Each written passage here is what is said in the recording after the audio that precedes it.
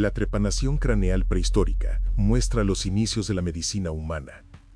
En lo profundo de la historia humana, existe una práctica que impacta por su audacia y por lo que revela sobre nuestros primeros intentos de entender y sanar el cuerpo.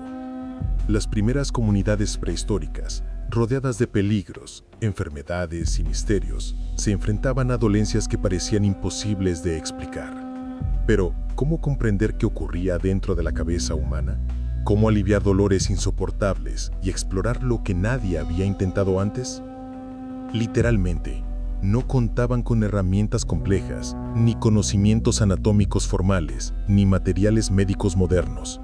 Así que, algunos grupos comenzaron a perforar cuidadosamente el cráneo, no como un acto de violencia, sino como un procedimiento que buscaba restaurar la salud. Y en ese instante, justo aquí, nació algo que siglos más tarde llamaríamos medicina. Evidencias de restos óseos hallados en regiones de Europa, África y América muestran individuos que sobrevivieron a estas intervenciones, lo cual demuestra una técnica sorprendentemente precisa para su época. Verás, fue así como la trepanación se convirtió en una de las primeras evidencias claras de que el ser humano no solo temía a la enfermedad, sino que se atrevió a tratarla con métodos que desafiaban su propio entendimiento del cuerpo. Y ahora, exploraremos cómo esta práctica abrió el camino hacia la medicina que conocemos hoy. Y en este video, te revelaré cómo los primeros humanos intentaron comprender y tratar enfermedades mediante cirugías primitivas, pero precisas. Esta práctica muestra el origen de la medicina, observación, técnica y deseo de aliviar el dolor. Los cráneos cicatrizados prueban que desarrollaron métodos efectivos miles de años antes de la medicina formal. Es así que, si el contenido de este video te parece interesante, no dudes en dejar un like y suscribirte. Y, dicho esto, empezamos. Los hallazgos arqueológicos de trepanaciones craneales aparecen en culturas que jamás tuvieron contacto entre sí. Resulta interesante que restos de más de 7000 años, encontrados en Francia, Perú, Ucrania y Marruecos, muestren perforaciones realizadas con precisión milimétrica y con signos claros de cicatrización en muchos casos, lo cual indica supervivencia.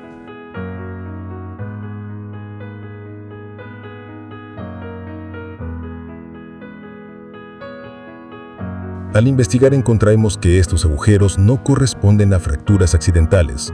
Sus bordes son regulares, pulidos y limpios, señal de una intención quirúrgica. Literalmente, estamos frente a las primeras cirugías registradas. Escondido a simple vista, las marcas circulares en estos cráneos revelan un conocimiento empírico profundo. Sabían cómo evitar el penetrar demasiado y cómo controlar la presión intracraneal sin causar daño fatal inmediato.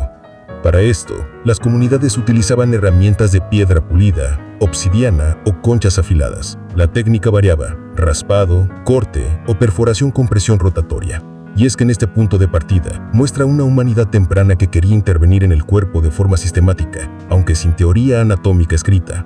De verdad, cuando observamos estos restos, se revela un nivel inesperado de cuidado hacia el paciente y una motivación que iba más allá de simples rituales. El deseo que impulsó la trepanación prehistórica tiene dos interpretaciones principales. Primero fue la necesidad de aliviar dolores intensos, tal vez traumatismos, migrañas severas, convulsiones o síntomas neurológicos que las comunidades no podían explicar. Permitió entender que aunque no sabían qué ocurría dentro del cerebro, sí sabían que la presión o el dolor podían reducirse al abrir una ventana en el cráneo. Pero fijémonos en esto. Muchos cráneos trepanados no muestran signos de traumatismo previo, lo cual apunta a otra interpretación. Resulta interesante que la trepanación pudiera cumplir también un propósito espiritual, asociado con liberar fuerzas, espíritus malignos o tensiones internas. Déjame explicarte por qué esta idea no contradice la dimensión médica. En prácticamente todas las culturas antiguas, la medicina y el ritual estaban fusionados. Curar el alma era parte de curar el cuerpo, y eso transformó sus expectativas, pues no trataban solo síntomas físicos, también buscaban restaurar el equilibrio emocional, mental y social del individuo.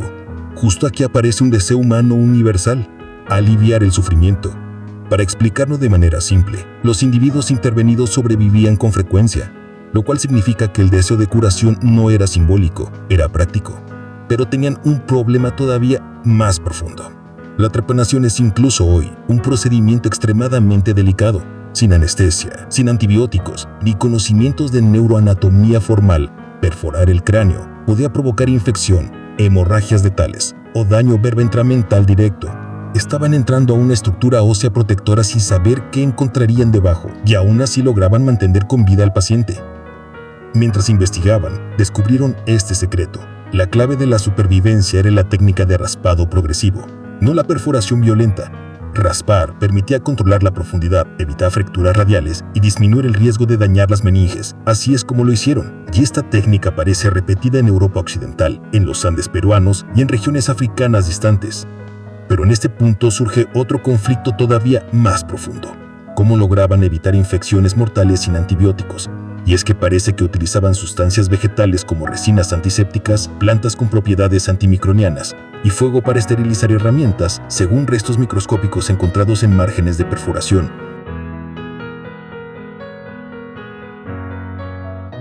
Literalmente, estaban creando un protocolo quirúrgico, no solo superficialmente, sino que entendían empíricamente que el manejo cuidadoso de la herida era vital. De verdad, la evidencia muestra que no era improvisación. Por eso, cuando distintas culturas empezaron a observar que algunas personas sobrevivían, la trepanación se convirtió en una práctica aceptada. Verás, el porcentaje de supervivencia aumentó en regiones donde la técnica se perfeccionó, como en Perú, donde las tasas de cicatrización alcanzan niveles sorprendentemente altos. Luego agregaron este otro componente: herramientas más finas, técnicas más controladas y conocimiento acumulado por generaciones. En el Neolítico europeo, las perforaciones se hacían por raspado lento y constante, mientras en los Andes se usaba también corte angular. Por lo tanto, fue así como se desarrollaron verdaderas escuelas empíricas de cirugía craneal. Pero vamos a detallarlo paso a paso. Al mejorar la técnica, mejoraron los resultados, y al mejorar los resultados, la práctica se volvió más común. La trepanación muestra el surgimiento del pensamiento médico: observar, registrar, repetir, perfeccionar. Y eso transformó sus expectativas. Ya no se conformaban con aceptar la enfermedad, querían intervenirla. Justo aquí aparece el cambio cultural profundo, la idea de que el cuerpo es manipulable, reparable, tratable. Las trepanaciones prehistóricas, lejos de ser actos brutales, corresponden a procedimientos quirúrgicos intencionales basados en observación y técnica. Resulta interesante que la supervivencia demostrada en los cráneos cicatrizados evidencia que la medicina comenzó miles de años antes de la escritura. Para esto, debemos observar otro punto crucial. La trepanación se mantuvo durante milenios, desde el Neolítico europeo hasta las culturas precolombinas, pasando por Grecia clásica y la Edad Media. Siempre reapareció transformándose en una herramienta terapéutica para tratar convulsiones, traumatismos y dolores craneales. Al investigar encontramos que Hipócrates describió procedimientos muy similares a los neolíticos, lo cual demuestra la continuidad. Así es como lo hicieron, y así se consolidó. La trepanación se convirtió en la primera evidencia clara de pensamiento médico sistemático. Para esto, el ser humano tuvo que entender que su cuerpo podía abrirse, cuidarse y repararse sin destruirse. Este resultado definió el futuro de la medicina, la idea de intervención intencional. Y es que, aunque entendemos gran parte de sus técnicas, todavía existen preguntas. Y ahora surge una intriga aún mayor. ¿Qué motivó exactamente a estas culturas tan distantes a realizar la misma práctica? ¿Fue observación independiente? ¿Fue transmisión cultural? ¿O fue intuición universal? Mientras investigamos, descubrimos este secreto. Cada cultura adaptó la trepanación a su realidad, pero todas compartían un mismo impulso: intentar comprender el cuerpo desde adentro. Literalmente, el primer paso hacia la neurocirugía moderna nació en un agujero de piedra sobre un cráneo antiguo. Aprenderás de cero en próximos videos cómo estas técnicas se transformaron a través del tiempo, cómo fueron retomadas por los médicos griegos, cómo evolucionaron en la Edad Media y cómo influyeron en la cirugía craneal actual. Déjame explicarte por qué las primeras curaciones con hierbas fueron fundamentales para la supervivencia de tribus antiguas. Así es como la medicina comenzó, pero aún queda mucho por explorar. Gracias por llegar hasta aquí. Por favor, etiquétanos para ayudarnos a crecer aún más. Somos tu canal X, tu historia. Soy Jesús y nos vemos en un próximo video. Y recuerda, en contacto.